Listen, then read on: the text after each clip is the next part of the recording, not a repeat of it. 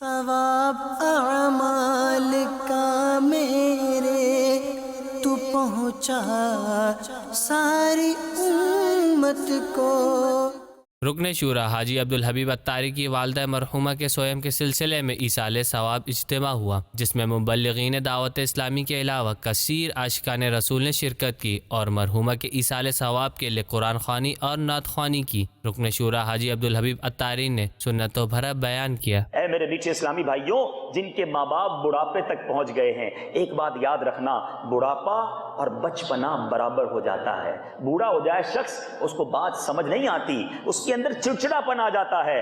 یہی تو اب امتحان ہے کہ اسی باپ نے، اسی ماں نے ہمیں بچپنے میں پالا تھا، ہم نے بڑی تکلیف پہنچائی، انڈرسٹینڈ نہیں کرتے تھے، بات بار بار دہراتے تھے، بار بار پوچھتے تھے، بار بار تنگ کرتے تھے، ایک بار بھی ماں باپ نے برا نہیں منایا۔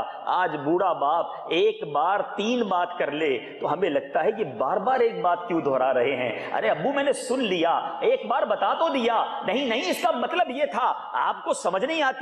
آج بندہ ماں سے کہتا ہے ماں پرانی باتیں کرتی ہے، ماں تمہیں نہیں پتا زمانہ کہاں چلا گیا ہے۔ تف ہے ایسی اولاد پر جو اپنے ماں باپ سے اس طرح بات کرتی ہے۔ قرآن کہتا ہے اف نہ کہنا، قرآن کہتا ہے ماں باپ کے بارے میں کسی قسم کی کوئی بدتمیزی نہیں ہونی چاہیے۔ علماء فرماتے ہیں سنو، ماں باپ کا ادب یہ ہے کہ والدین کے سامنے ایسے بات کرو جیسے ایک مجرم ایک کرخت بادشاہ کے سامنے اپنی حاجت پیش کرتا۔ ایک بادشاہ کے سامنے مجرم کا کیا انداز ہوگا؟ لجانے والا، گر گڑانے والا۔ فرمایا جب والدین بڑھاپے کو پہنچ جائیں، ان سے نفرت نہ کرو، ان کا بولو براز صاف کرتے ہوئے اف تک نہ کہو۔ یاد رکھو اے وہ بچوں جن کے ماں باپ حیات ہیں، اگر آج تمہیں خدمت کا موقع ملا ہے، یہ تمہارے نصیب ہیں۔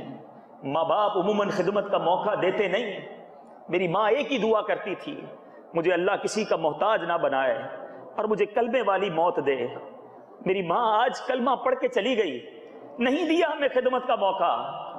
مگر اے وہ بچوں جن کے ماں باپ حیات ہیں، اور اگر تمہیں خدمت کا موقع ملا ہے، اس سے جی نہ چڑانا، خدمت پہ پیچھے نہ ہٹ جانا۔ ثواب اعمال کا میرے تو پہنچا ساری امت کو، مجھے بھی بخش یا رب، بخش ان کی پیاری امت کو۔